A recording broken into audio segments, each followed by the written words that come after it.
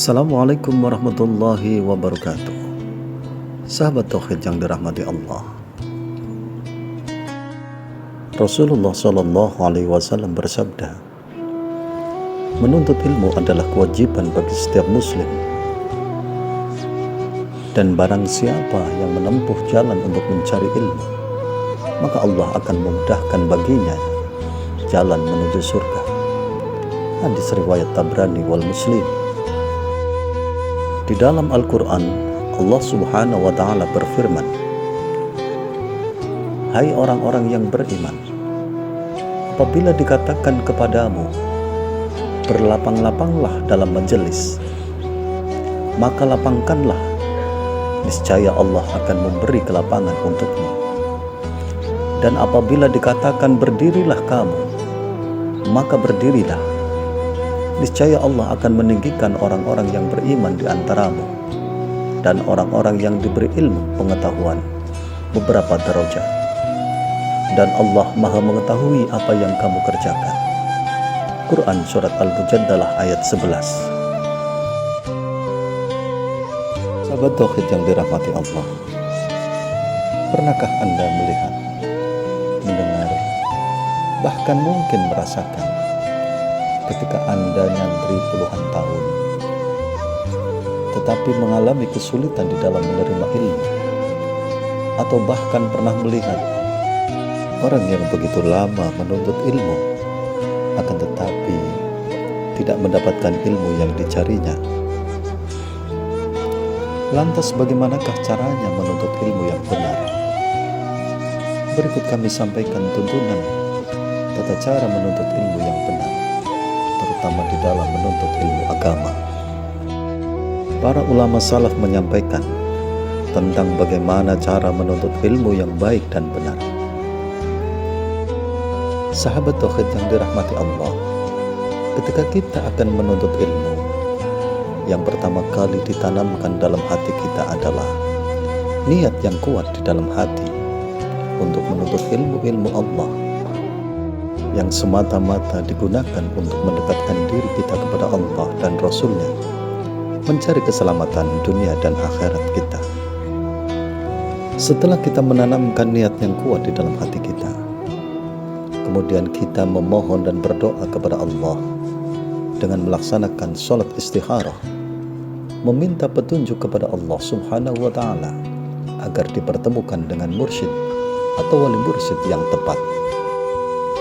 Kemudian setelah kita menemukan orang yang dirasa tepat, amatilah dengan seksama akhlaknya, sifatnya, sikap dan kejujurannya, langkah dan ucapannya, serta kita mengamati jihadnya dan keikhlasannya, serta keilmuan dan ketawaaduannya. Setelah kita mengamati sikap dan perbuatannya, lakukanlah kembali meminta pertolongan Allah, meminta petunjuk Allah Subhanahu wa Ta'ala dengan melaksanakan sholat istikharah kembali, meminta kepada Allah Subhanahu wa Ta'ala atas keyakinan kita.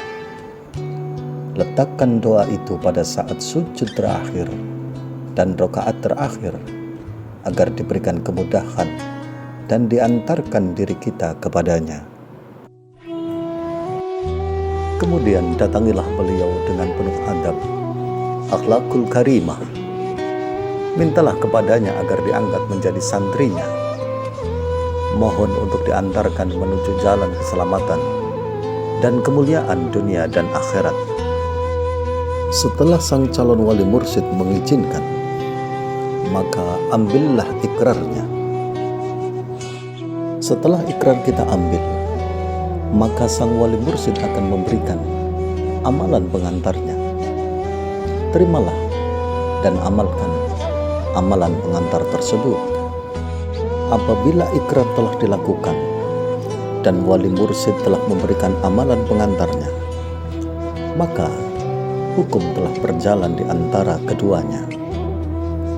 Bagi seorang santri, maka ta'dimlah, yaitu taat dan patuh pada bimbingannya, agar maunah mursyid dan karomah amalannya turun bersama dengan ruhnya. Yang perlu diingat, kita tidak boleh taklid buta kepada wali mursyid tersebut.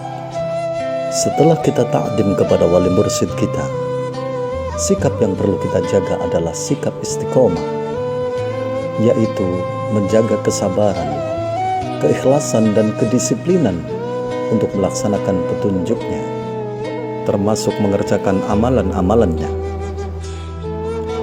Jagalah adab kita dengan selalu senantiasa menjaga akhlakul karimah kepada mursyid kita. Jagalah perasaannya, senyumnya, serta nama baik mursyid dan keluarganya. Sebagaimana Rasulullah SAW bersabda, belajarlah kamu semua dan mengajarlah kamu semua, serta hormatilah guru-gurumu, dan berperilakulah baik terhadap orang-orang yang mengajarkanmu. Berdoalah selalu, memohon kepada Allah Subhanahu wa Ta'ala agar kita diantarkan menjadi santri yang sukses, selamat dan mulia dunia dan akhirat kita, sehingga kelak kita dapat meneruskan perjuangan mursyid atau wali mursyid kita. Sahabat tauhid yang dirahmati Allah, semoga pengetahuan ini dapat bermanfaat bagi kita. Amin, amin ya rabbal alamin. Wassalamualaikum warahmatullahi wabarakatuh.